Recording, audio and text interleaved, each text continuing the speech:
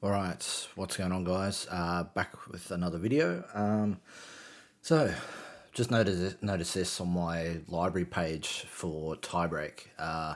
There's still no gameplay update, so to speak. Last week was just a very minimal 85 megabit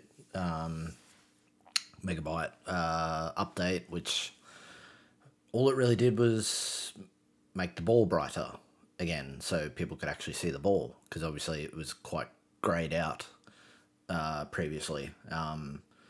So I don't know when the next update is coming out. I thought maybe it would be today, but being a Friday, so end of the week, but I guess it's looking like maybe next week now, but in all honesty, I really don't know. But just an interesting thing I came across here. So the cover art has now being shown, so like I don't know when they plan on releasing it on consoles and whatever else. But so Coco Gauff, I actually don't know how to pronounce her last name, uh,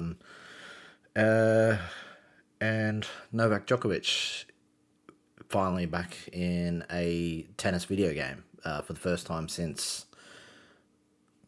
Was he in Grand Slam tennis too? I really don't remember, but like I know he was in Top Spin, but like obviously Tennis World Tour, the first couple of like both Tennis World Tours, the two AO tennis games, he wasn't there because he was quoted as saying he would never be in a video game again. He didn't seem interested. So, but now that he's sort of further on in his career, and he's probably only got a couple of years maybe left in his career, maybe just decided to go a different way, or I don't know, maybe they've got an agreement with the ATP and WTA to get certain players without too much of a fuss. But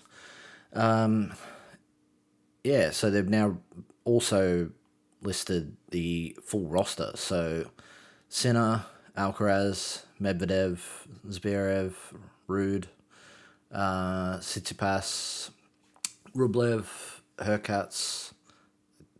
I'm probably not pronouncing that right. Dimitrov, Diminar, Rune, Shelton, Fritz, Aliasime. I don't know if I'm pronouncing that either. Murray, Berrettini, Nishikori, which is interesting because I don't remember the last time Nishikori actually played. It's actually not the full roster. That's a bit stupid to say the full player roster, but then at the end of the paragraph, right? Plus many more. That's not telling the full roster.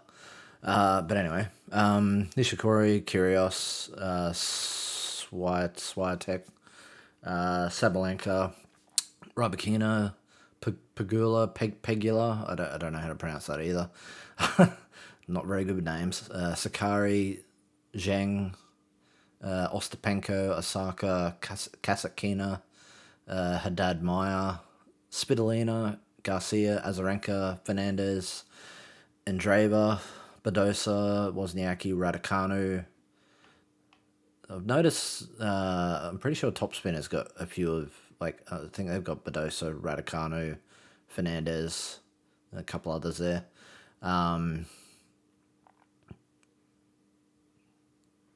Okay, so they always, oh god, Carlton's bloody jersey in the background too.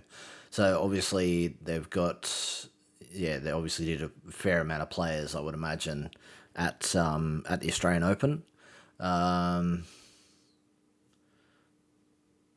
Celebrate the tiebreak partnership with Novak Djokovic, current and historical holder of the ATP World Number One spot for a record 421 weeks. We are pleased to announce the Novak Djokovic Slam Challenge. This unique and challenging game mode offers the opportunity to replicate key moments and highlights from the greatest matches of Novak Djokovic's career on the ATP Tour, as chosen by Novak himself. So he's obviously had a bit of input into this. Yeah, but ultimately, like my main gripe is, and it will be until things change quite dramatically, is with the gameplay. They can add whoever they want, whatever courts and whatever else they want, it it it, it just won't feel enjoyable unless they get the gameplay right, which they've failed to do. This is now their fourth attempt at a tennis game. I know some people claim to enjoy the first two AO tennis games, but I get the feeling they're a little bit more blinded by the academy side of things than the actual gameplay. Because the problem AO tennis had in particular was the AI. It didn't matter who you played; they all played exactly the same way. Quite often, you'd hit it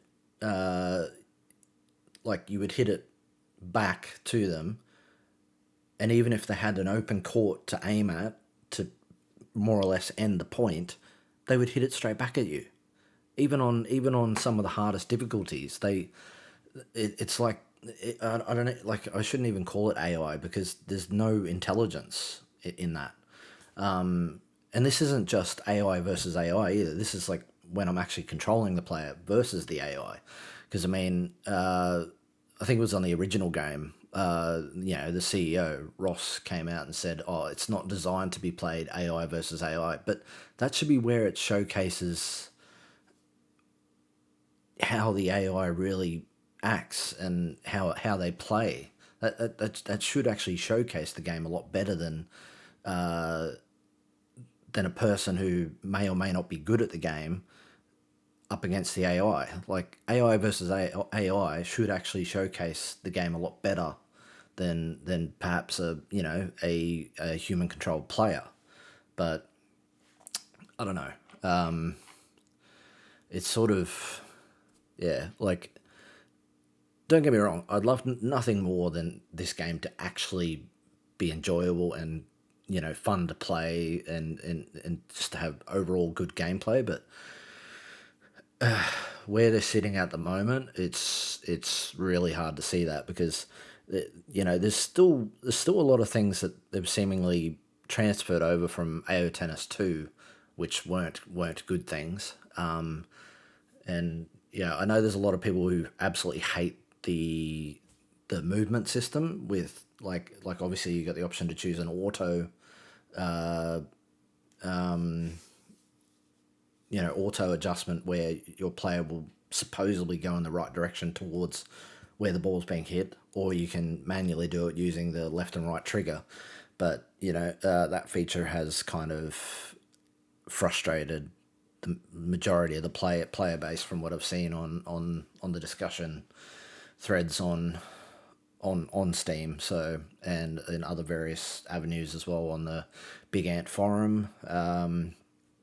Outside of that, I don't really see many people talking about the game. So, but anyway, yeah, just thought I'd make a video after seeing this because I went onto the page to see if any updates had come out. I use a different website to check to see if updates had come out, to be fair, but being a Friday, I thought maybe they might put one out, considering there hasn't been a gameplay update for quite some time now. So the game is, yeah, it's fairly stale in its current form. So, but yeah. Anyway,